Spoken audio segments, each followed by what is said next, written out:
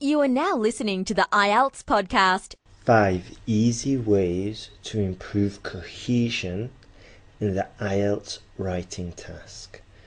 My name is Ben Worthington, and you've probably heard my voice, maybe some other English learning websites.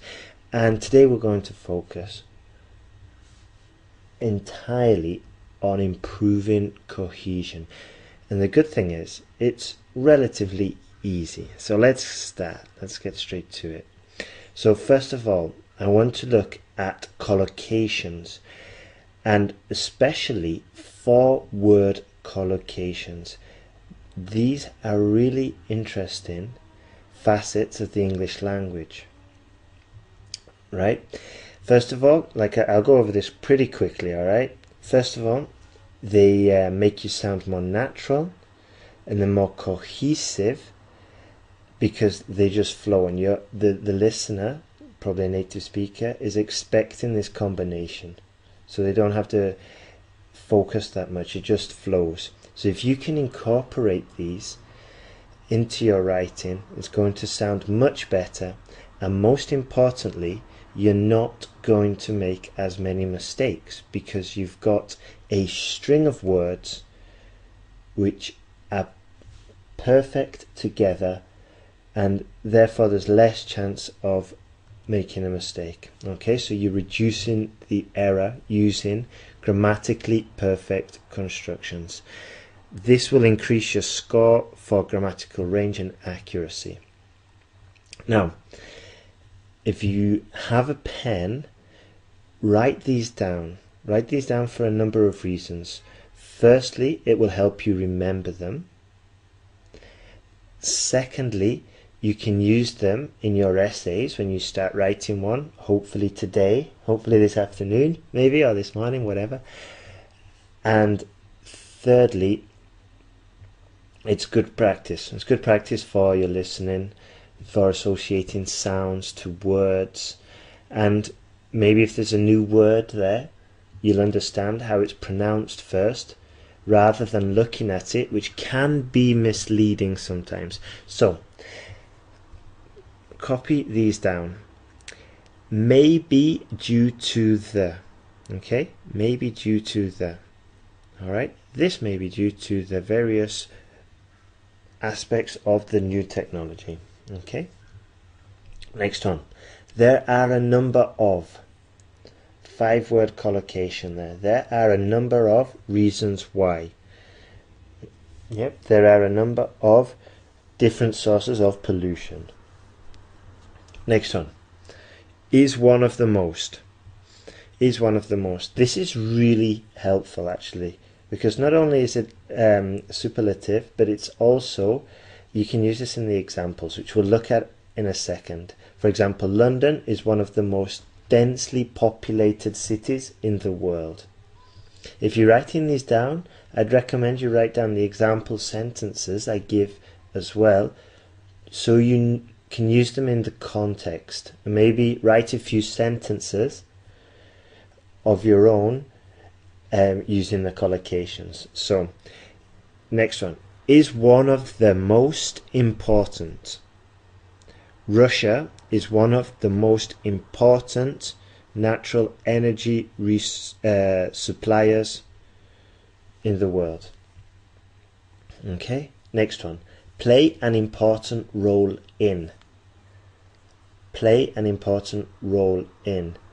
The United States plays an important role in administering trade contracts or enforcing trade pacts, for example. The results of this study. This is another good one. The results of this study, because if you're given an example, sometimes you will use studies from the IMF, and then you can say the results of this study or these studies show that gender inequality is still a dream to be reached, or something like that. Now, I'll go over the next ones a little bit faster. It can be observed that this may be due to, and that's just another way to say because, but you're saying because in 5 words. This may be due to, okay, And then if you really want to go a little bit further, you can say, this may be due to the fact that 9 out of 10 people in Britain love the weather, whatever. Okay. The results of this study, like we said before, an important role in the. Okay, an important role in the. Europe has an important role in the agreement of trade deals internationally, for example. In the case of Italy, conditions were changed drastically, for example. In the case of the third world, blah blah blah. Okay, now these ones are I have a list of the 20 most common 4-word collocations found in academic texts, and I extracted the ones I thought most useful for an IELTS essay. So these ones are very common in academic writing, so another reason why you should be writing them down.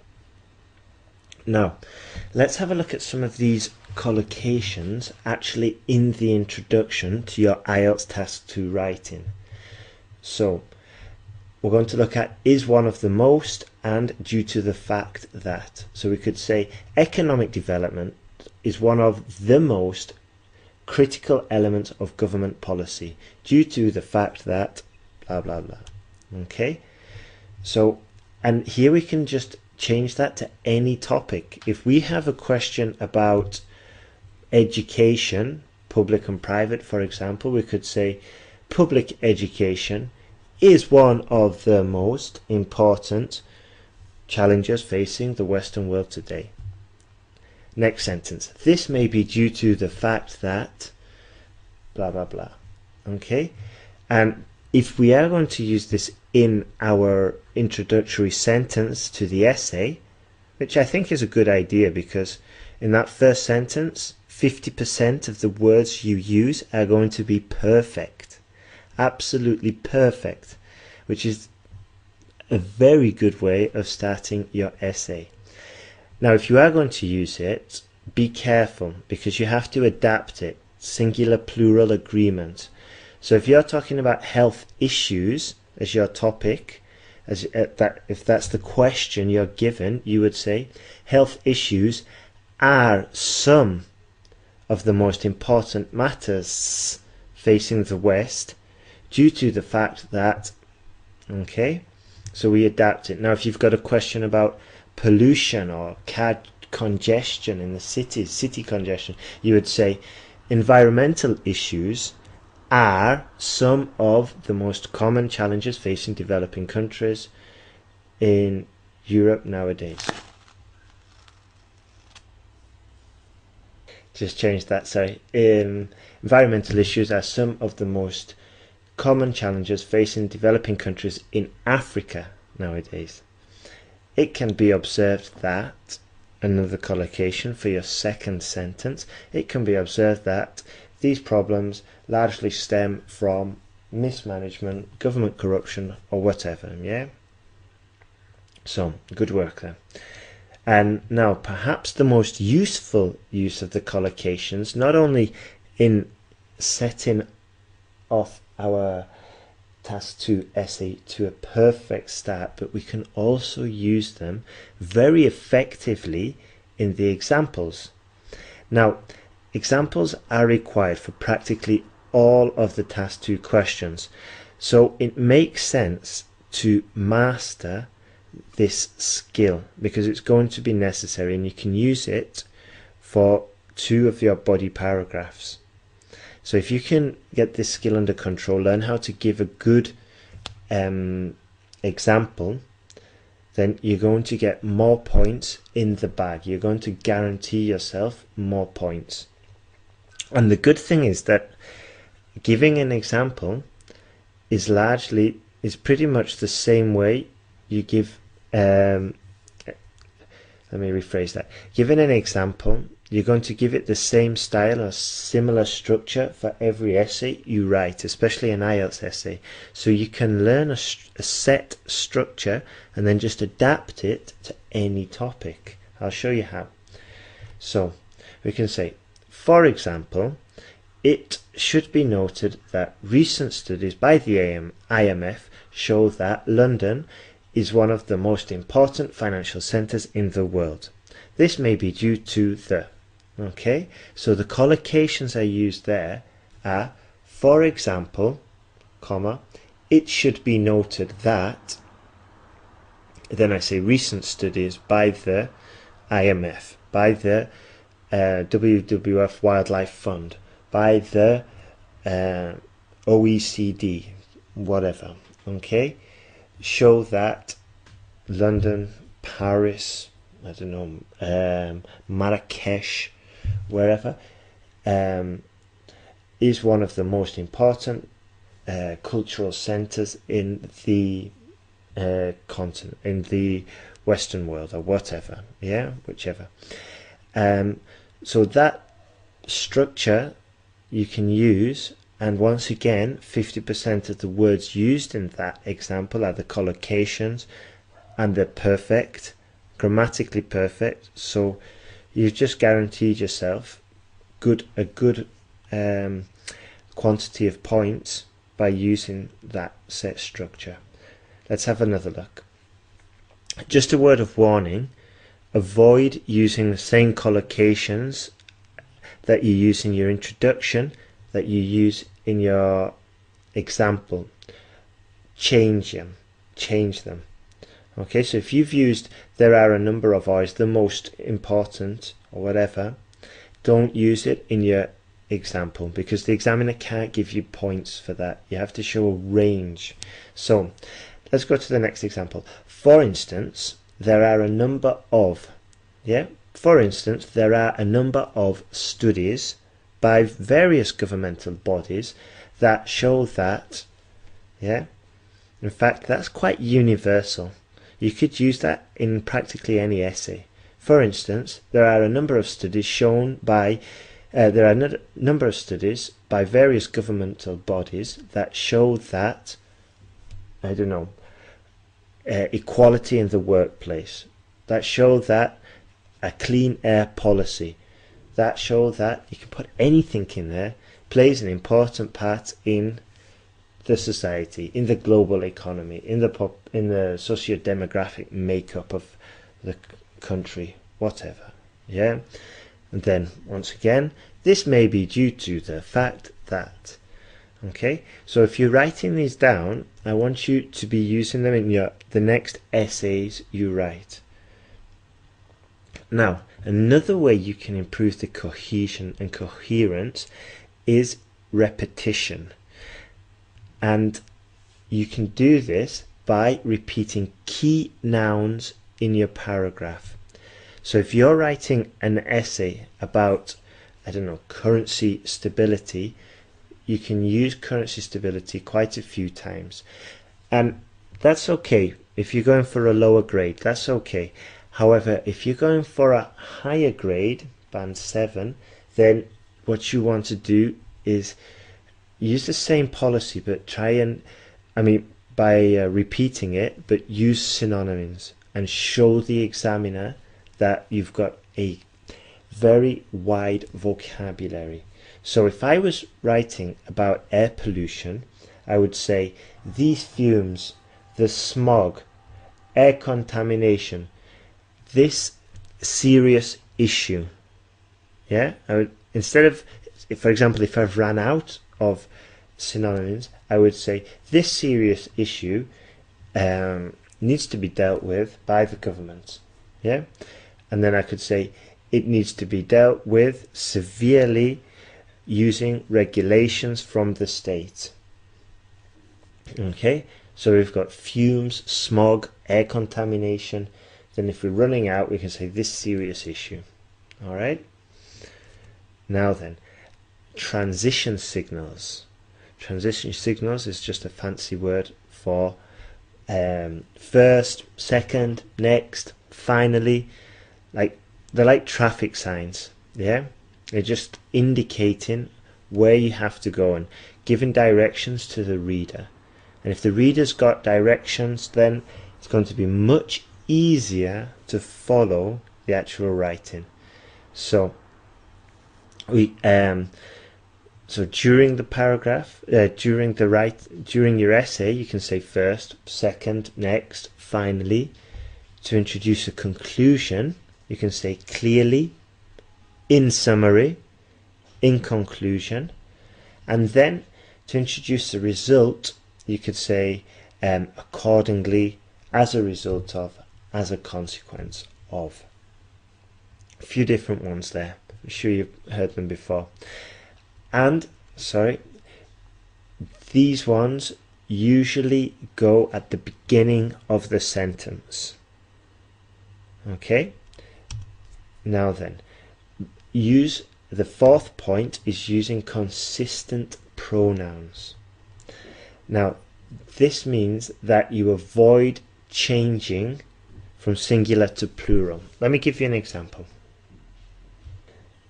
One example might be, you can see how students have changed over the last decades. In the 60s, a student was often seen as struggling in economic hardship. Now, if I was editing this, if I was correcting it, I would write, it can be seen how students have changed over the last decade. In the 60s, they were often seen as struggling in economic hardship. Now, first of all, I changed it from second person to the passive. I used the passive structure and I said, it can be seen. Yeah, because you can see is quite conversational. The next change I did was I kept it in the plural, just like in the original, because it said in the original, you can see how students have changed over the last decade. I kept that the same, and then I changed the second one, which is in the singular. It says, in the first version, it says, in the 60s, a student was often, and then I changed it, in the 60s, they were often seen as struggling in economic hardship. I did this just to keep it consistent, and it's easier to follow. If it's easier to follow, I'm improving the cohesion. Now, this rule, you may need to bend it a little bit just to show the examiner that you've got a wide range of vocabulary. But perhaps the most important thing here is just avoiding the you can see and giving it a more academic tone. Now then, final suggestion to keep your essays very coherent and cohesive is just to stick with one idea in each paragraph. Because at the end of the day, you're going to get points for your English, not for the quality of your ideas. So you just put one idea that's valid and it makes it easier to follow. And just as a side note, this isn't in the notes, but I just remembered, one idea and even just one viewpoint. Because if you've got one viewpoint, you're not jumping from side to side from different angles, trying to demonstrate the argument in different ways. And if you're a very good writer, then it could be an option to do this. But in general, I tell all my students, all my online students, that just go for one point of view. It's easier to write, it's easier to follow, and you're going to pick up points for your cohesion and coherence. So, and this is especially important because in the IELTS Task 2 you've got 250 words. So it's it's not much at all. Now then, so if you do want any more help from me, just go to the website. You can sign up to the mailing list. I'm sending out advice, sample essays, tips to improve the clarity, and sending out lots of things every week to help the students. And I'm quite happy because Julia, she got 7.5. She's off to Cambridge. You've probably heard the interview. Vitali, he got in contact. he took his exam twice. First, he got a 7.5. He wasn't happy, so he went back in March and got an 8. And think about that. Before he was using the sentence guide, he just got a 6 and a 6.5. So well done, Vitali. You did excellent there. So if you also want to improve your grade, and if you're fed up, frustrated, just send me an email. I always reply. At the most, it's a day later, but yeah, just get in contact and we can do it. Really, I've got lots of success now. I'm quite happy about it. So please just send me an email. And also, well done, Cornelia. She got the 7.5. She's off to New Zealand. You might have read the review on the website. So it's not impossible. You just need to get your head down, get some work done, get in contact if you're having any problems. Find help. You're not in this alone. There's lots of students doing it and lots of teachers willing to help as well. So just keep going. All right, thanks for listening. Thanks for listening to IELTSPodcast.com. And remember to leave your email for updates and early access to new podcasts.